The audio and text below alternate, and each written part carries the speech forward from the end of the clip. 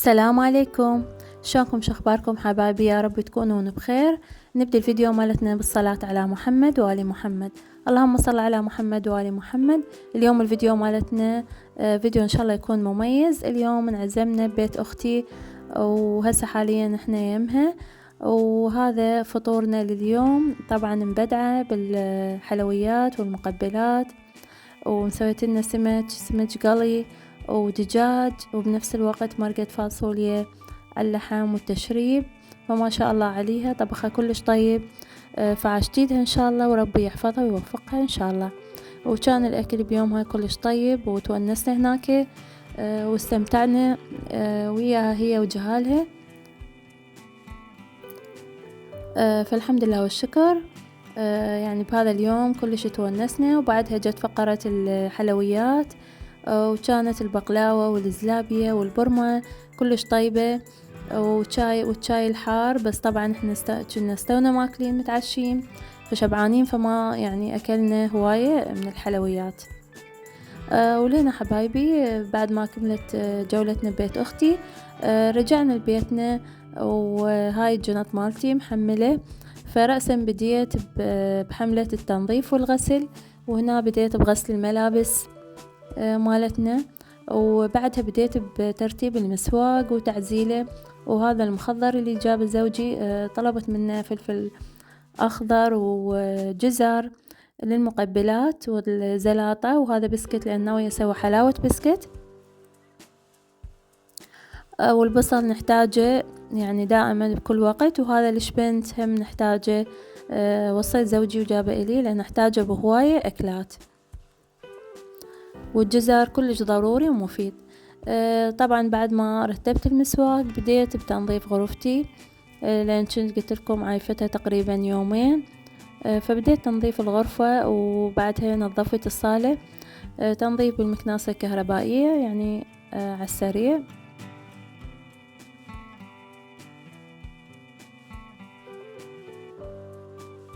وهسه حبايبي راح ابدي بتحضيرات الفطور. فطورنا اليوم هو هذا السمك الحمام البحري. هو السمك يجي يعني كيلوات، كل كيلو تقريبا ب5 قطع. فاني طلعتهن قسمتهن ونظفتهن، وعزلت لنا قطع اللي راح نسويها للفطور 4 قطع، نقعتها بالخل والليمون والملح حتى ما تبقى بيها زفرة. وهذه الجدورة اليوم جديدة راح نبدي نبلش نطبخ بيها اليوم الفطور. طبعا هنا بديت اقلي بالسمك، وبزلت التمن على جهة نقعته وبزلته، وطبخت الشعرية الوحدها بالجدر الجديد. وهسه راح بعد ما تنشف الشعرية وتستوي راح اخلطهم سوية، واضيف لهم شوية هيل ودارسين اذا كان التمن بشاور. اما اذا عنبر فما يحتاج، لان هو ريحة العنبر كافي. فهنا التمن الحمد لله استوى. وعلى جهة راح اطبخ المرقة اللي هي اليوم مشتهين مرقة عدس وتشريب العدس.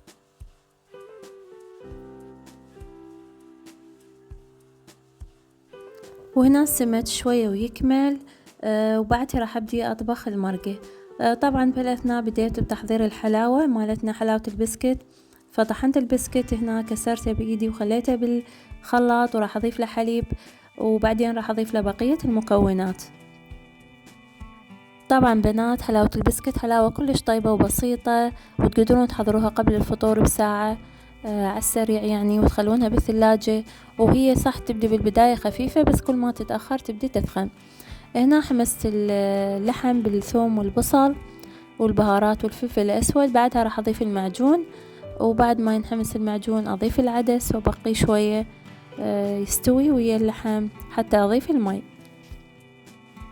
وهنا بنات حبيت أضيف الشبنت ويا مرقة العدس. ما أعرف، حسيت راح ينطيها نكهة، وحبيت أجرب الطعم مالتها، وفعلا طلع الطعم كلش طيب لما نخلي شبنت ويا العدس. طبعا هنا بعد ما ضفت البسكت والحليب ضفت لها علبة قشطة، وخليتها تنخلط بالخلاط إلى أن جهزت. وراح أسوي أقسمها قسمين، قسم أبقي بسكت لونه نفسه، والقسم الثاني راح أضيف له خاشوقة أو خاشوقتين كاكاو، فراح يتغير لونه. وهسه صارت جاهزة الحلاوة وراح أبدي أصبها. طبعا طريقة الصب حسب الرغبة، بس أنا حبيت أسويها على شكل طبقات بالتناوب. بالبداية الطبقة الفاتحة وبعدها طبقة الكاكاو الغامقة، وهيك راح نستمر طبقة بعد طبقة إلى أن ينملي الصحن ويصير الشكل مالته كلش حلو. وطبعا نقدر نجيب ستيك مال هاي العيدان الخشب مالت الشوي، ونقدر نشكل الشكل اللي نريده بيها. واني حبيت اسوي شكل على شكل شبكة العنكبوت، وهسه راح تشوفونه الشكل بعد ما يكمل. ما احكيكم بنات عن طعم الحلاوة اللي كلش طيب، اتمنى تجربوها صراحة يعني تفوتكم. وهنا راح يكون شكلها النهائي. اتمنى تكون الطريقة واضحة قدامكم، واتمنى تكون عجبتكم الحلاوة وشكلها.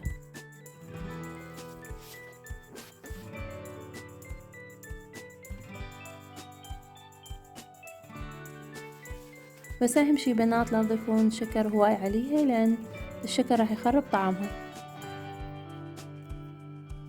وبعدها بنات بديت لان قريب ان شاء الله راح يأذن، فبديت حضرت السجادة مالتي للصلاة، وحتى ابدي اقرأ قرآن قبل الاذان، لان احنا دائما نصلي قبل لا نفطر.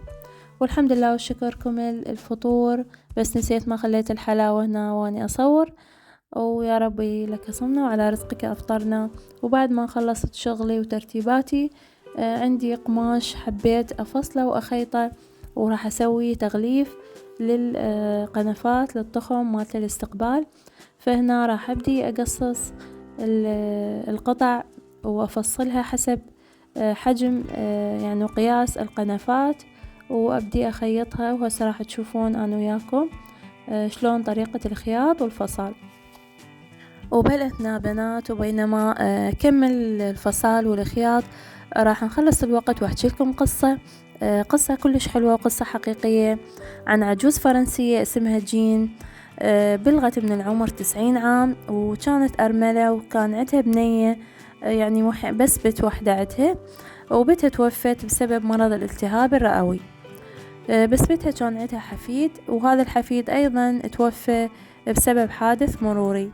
فخطية العجوز بقت وحدها، ما عندها أي أحد من عائلتها يعيش وياها، وهي كانت عايشة بشقة بوسط باريس بمنطقة حيوية. وهذا الحكي كان عام 1965. فجين هي هاي العجوز ماكو أحد يعيلها ويصرف عليها، وهي مرة كبيرة يعني ما تقدر تشتغل، يعني كان مدخولها الوحيد قليل جدا ما يكفيها، يعني مصرف ما يكفيها. فأحد المحامين أراد أن يستغل هذا الوضع مالته لصالحه، فعرض عليها أنه يدفع لها مبلغ 2500 فرنك فرنسي شهريا طيلة حياتها، مقابل أن تعطيه الشقة بعد ما ماته. يعني قالها بعد ما تموتين الشقة راح تتحول إليه، بس راح ينطيها مبلغ قلنا 2500. قلنا هاي العجوز يعني هو كان المحامي متوقع انه راح تموت سنة سنتين ما تطول وياخذ الشقة إله. طبعا هي وافقت بدون تردد، خصوصا انه يعني هو وضع ضمانات إلها وخلالها ضمان بأن هو ما راح يتراجع عن هذا العقد، وما يقدر أي طرف يلغي هذا العقد. طبعا المحامي الذكي اعتقد أنه هذه المرأة بهذا السن ما راح تقدر تعيش أكثر من 2 أو 3 سنوات، وهو راح يحصل على الشقة بسعر زهيد، يعني سعر بسيط.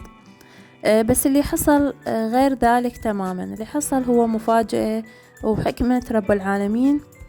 طبعا حكمة رب العالمين أنه بلغت هذه العجوز جين سن 122 سنة، يعني صار عمرها 122 سنة، والمحامي مات قبلها بسبب مرض السرطان. وعاشت هي واحتفظت بالشقة بعد أن دفع المحامي طيلة 30 سنة أضعاف قيمة الشقة، ولم يحصل على أي شيء بالنهاية.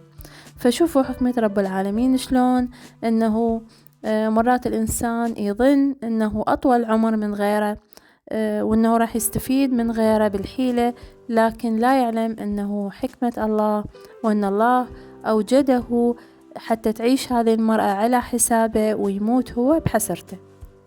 فحبايبي نستنتج من هذه القصة أنه الأعمار بيد الله، وما حد يقدر يقدر عمر الثاني سواء كان كبير بالعمر أو مريض، لأن تبقى قلت لكم الأعمار بيد الله، ووحده هو اللي يعرف عمر كل شخص، وهو كله مقدر بكتاب معلوم.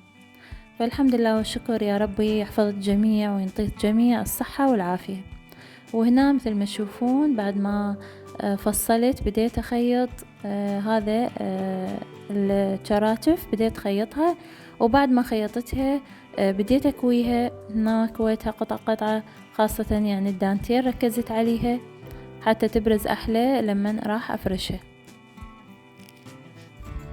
وهنا هذه القطع بعد ما كويتها خليتها على الطخم، وهسه راح أشيل المقاعد من الطخم أجمعها حتى أبدي أثبت القطع الأغطية على القنفات. هنا راح أشيلها كلها أجمعها بالنص حتى أبدي أرتب الوضع.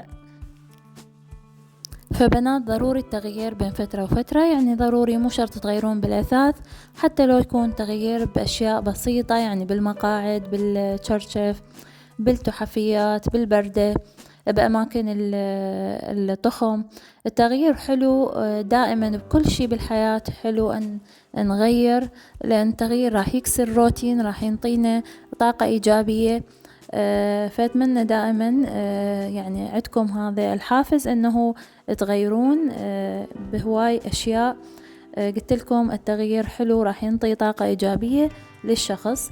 أنا كنت دائما ولحد الآن أغير قبل لا يعني أكون بيت بوحدي، كنت دائما أغير بغرفة النوم، لأن كانت تعرفون بيت أهل زوجي بس غرفة النوم إليه. فكنت دائما أغير بالأثاث مع غرفة النوم، يعني كل شهرين 3، إلى أن يعني الغرفة اتكسرت من كثر ما أغير بيها. بس أنتم مو تسوون هيك مثلي. فقلت لكم التغيير حلو إيجابي، بس ما يكون مبالغ به. والحمد لله هسه هنا راح أكمل ترتيب الشراشف على القنفات، وبعدها راح أرجع المقاعد، وراح تشوفون الشكل النهائي للطخم شلون راح يصير حلو. وأني اختاريت هذا اللون حتى يفتح لون الطخم ويجي وي لون الفراش ولون البردة، وهذا الشكل النهائي حبايبي. أتمنى يكون الفيديو اليوم عجبكم واستمتعتوا به واستفاديتوا منه. اكتبولي بالتعليقات شنو رأيكم بشرشف الطخم، وأتمنى ما تنسون الاشتراك واللايك حبايب، وإن شاء الله التقيكم بالفيديو الجاي وانتم بخير وصحة وسلامة يا رب.